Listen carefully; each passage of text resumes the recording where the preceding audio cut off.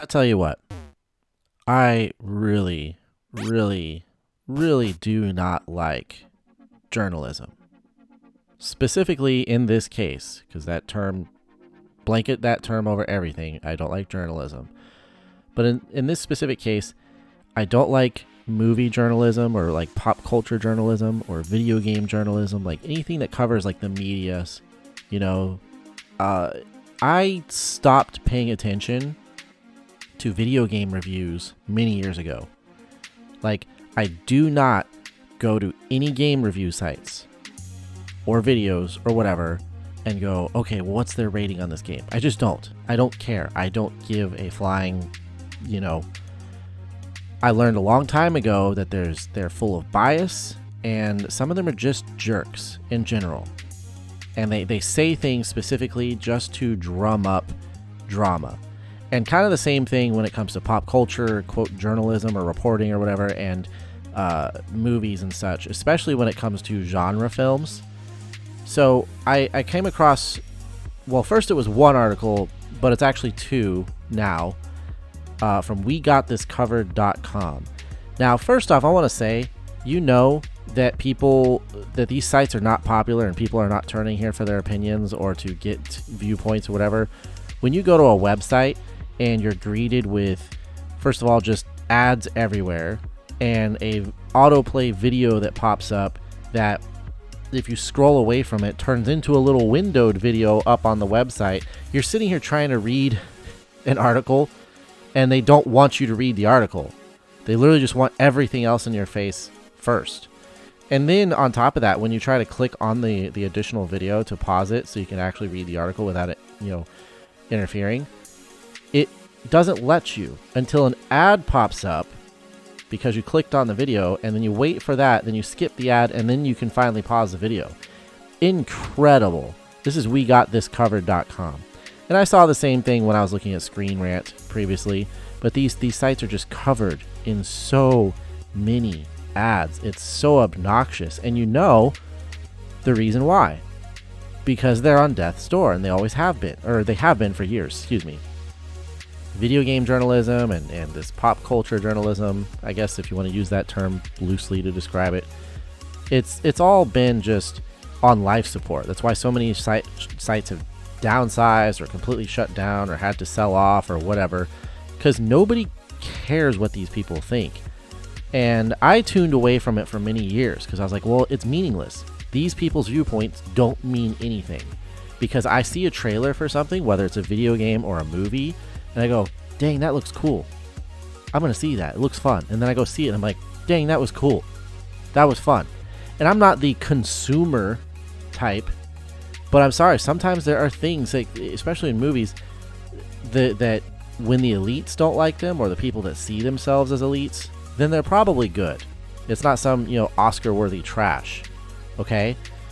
And as a genre fan, I love sci-fi and horror and these like other little spin-off subgenres.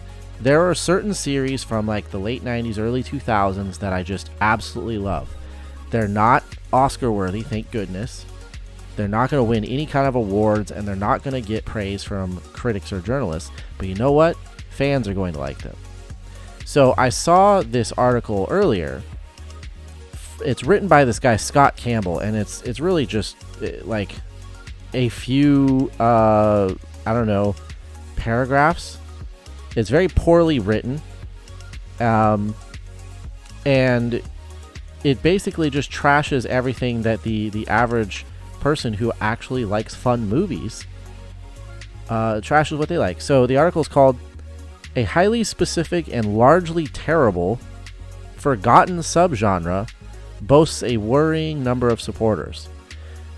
Like that whole headline there, first of all, is just terribly structured in the first place. But so it contradicts itself in the same statement here. It says, largely terrible, forgotten subgenre boasts a worrying number of supporters. First of all, I think it's quite silly that it's worrying to you that there's a group of people out there that enjoy something you do not, or that you think you're better than.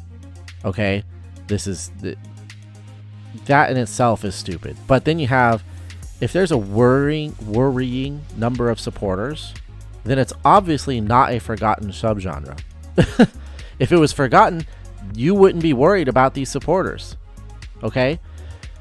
So let's scroll down here. We got Hollywood loves few things more than jumping on a bandwagon, even in the overload of superficially similar content in such a short space of time can often lead to a hot trend burning out in an instant. Like this person, this is like one long, I want to say run-on sentence. There is a comma, but the rest of it's literally just one giant run-on sentence. At the turn of the millennium, an almost alarming number of action movies emerged. Okay, what's alarming about that? The vast majority of which featured sleek, shiny, and silver weapons, along with more leather than anybody would realistically know what to do with. That sounds cool. That I don't know. I don't understand. That sounds like awesome. In fact, it sounds a hell of a lot better than what we got nowadays. So they're talking about it was a strange time for cinema, okay, with steampunk and gothic elements being thrown into a blender alongside influences that range from the Matrix to nu metal.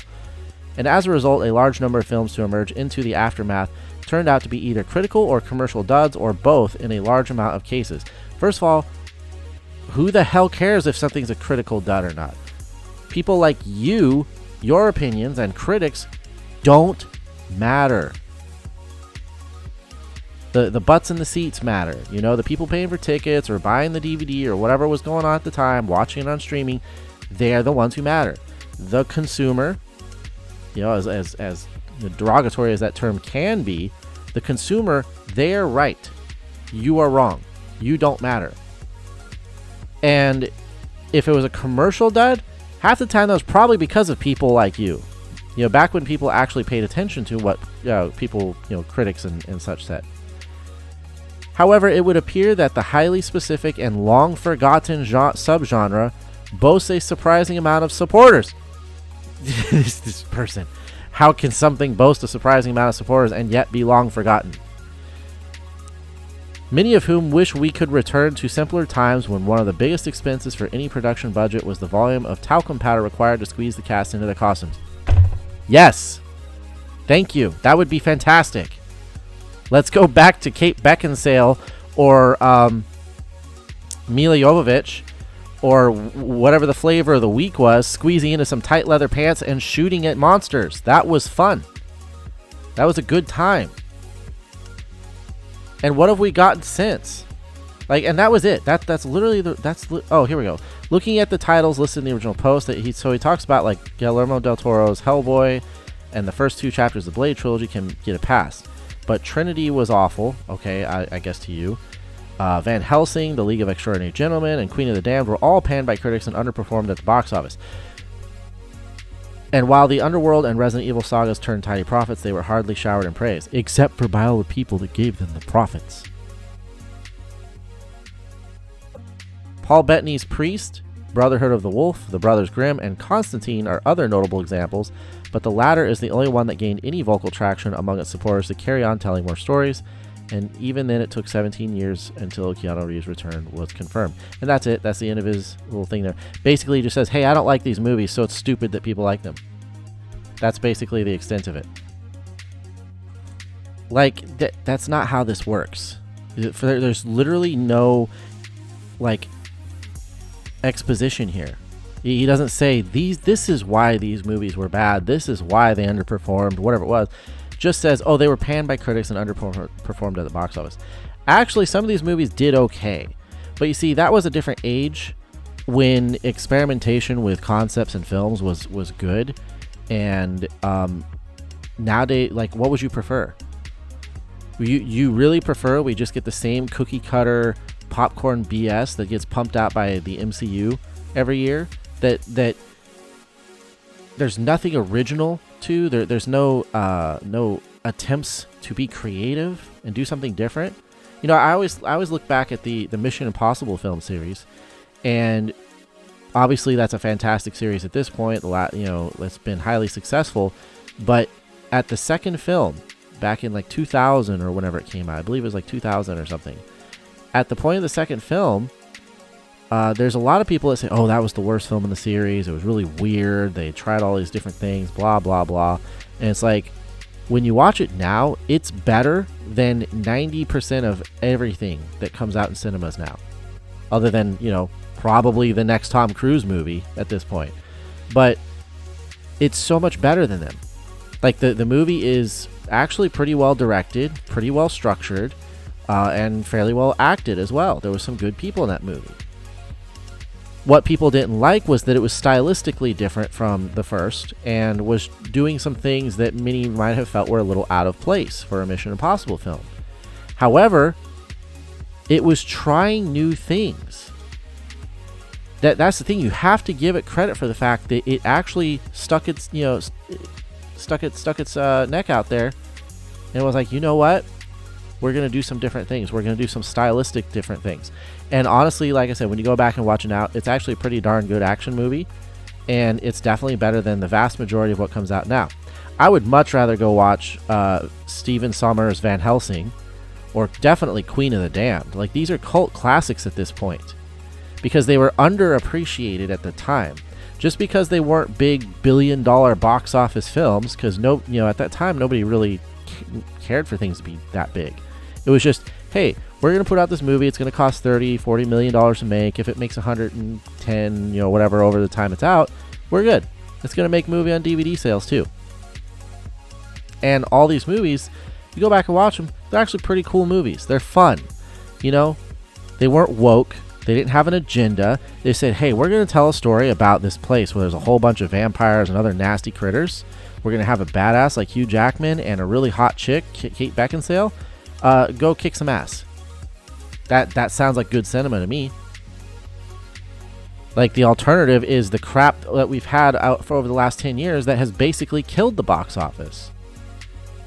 We had the MCU and Endgame and Infinity War and all that kind of stuff. Yeah, and then what? It's done. It's over with. And most people, in retrospective, when you go back and look at those films, like, the majority of them are really kind of, what's the term everybody uses now? Mid?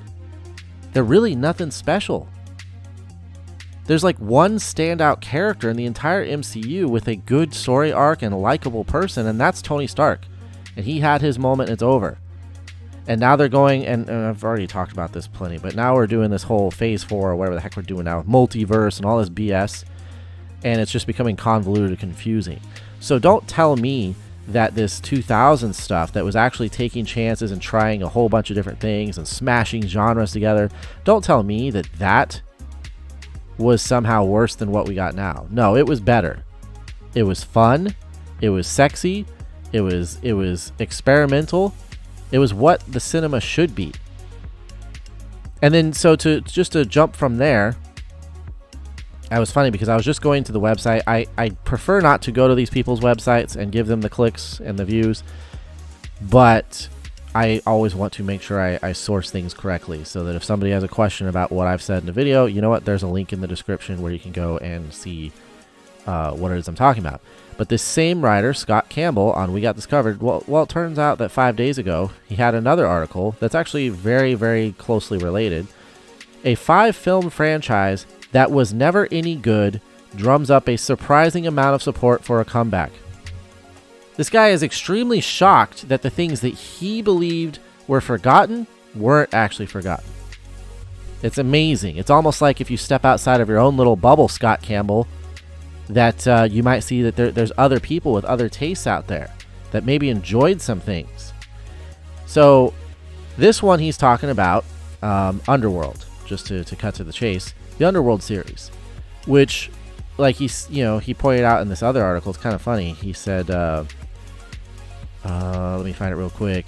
While the Underworld and Resident Evil sagas turned tidy profits, they were hardly showered in praise. Well, they were showered in praise by the people that turned the profits. But anyways, he's talking about how no franchise is ever truly dead and buried in Hollywood when there's money to be made. And of course, there's people that want more Underworld. And he says, obviously earning a combined total of $539 million at the box office indicates that the leather-clad saga detailing the centuries-long battle between werewolves and vampires has plenty of fans. Well, then what? Then what the hell? This is not forgotten, and it's not long dead or any of these other terms you like to throw at stuff and then immediately contradict yourself. But it's been 6 years since Blood Wars made the least money of any Underworld flick, which was interpreted as a sign that the property had overstayed its welcome. No, Sometimes things just aren't promoted correctly, or maybe they just hit at the wrong time. You know, the fact is, maybe that plenty of fans that want it back, maybe for whatever reason at the time it came out, they just kind of weren't in sync with the release. You know, that definitely happens. And many times a studio doesn't really want to make a movie. They just feel like they kind of have to because, well, the series was making money, the director wants to do it again, and we like this director making money for us, so let's let them make their movie. But then they don't really promote it correctly. Or they give it a release date that's not that great, or they put it in a competitive launch window. There's all kinds of stuff we can do. Like, we have watched Hollywood studios purposely tank movies before. Like, on purpose. So there's all kinds of little politics that go on behind the scenes in Hollywood, and there's all kinds of other variables that come into play too. If you made the right Underworld flick with Kate Beckinsale and company, she's still very much capable of doing it. If you made the right Underworld flick, you had a pretty good storyline, some good action, and you promoted it the right way, you can turn almost anything into a box office smash. Like, it's actually the vast majority of what we get today is only a hit because people are told it's a hit, that they have to go see it or whatever, right? There are very few movies now that are big hits that would be a big hit if it was just, you know, they didn't get the right promotion, or if they didn't push it like it was the biggest thing in the world. Okay, so you can take basically anything, yeah, and do that with it. Underworld is certainly one of those things. So he goes on to say, however, a since-deleted Reddit thread revealed that there's a lot of supporters out there who think the ongoing adventures of Kate Beckinsale Celine still have some gas left in the tank, even if the star herself hasn't been able to decide whether or not she's in favor of pouring herself back in the catsuit in order to riddle her enemies with voluminous amounts of silver and lead. See, it's so weird because he describes these films... Sorry, my microphone moved. He describes these films in a way that I think he believes is derogatory. When really it's like you read that and you go, that's... Let's pour Kate Beckinsale into a catsuit and have her riddle some enemies with silver and lead. That sounds like a great description of a movie I want to see. And the majority of people in these the markets for these subgenres. So how about we go back to making movies for the people that want to see them? Just make good, you know, cool, fun, you know, exciting movies for the people who want to see them. Not every movie has to have a $200 million budget and another $100+ million in marketing, and therefore needs to make like over $1 billion to be a success. Sometimes you just throw half a dozen million, you know, 30, 40, 50, which is chump change these days. Throw $50 million at a genre film, another $50 million at promotion, and the movie will do just fine, and the fans will enjoy themselves and have a good time, despite people like you, Scott Campbell. I have tended to avoid calling out specific people in general, but like I can't figure out how this person has a job. Like, these articles that are being written on this website, there's nothing to them. There's no real content except to say, I don't like thing might happen and other people might enjoy thing is bad. Why do you like it? That's basically the extent of his articles here. So anyways, just wanted to get that out of the way. I was getting quite frustrated with this whole thing. I know the video is getting a little bit long at this point. I understand how budgeting and how production works and what goes into all that stuff. I've studied all this most of my entire life, probably at least as much as Scott Campbell here, probably a lot more. But what I also know is that, guess what? There's movies out there that are not award show caliber, I suppose, because they're not full of themselves and they don't have a carrot shoved up their ass. I'm sorry. But they're fun, they're exciting, they're sexy, they're what people want to pay to go see, and therefore that's what you should make.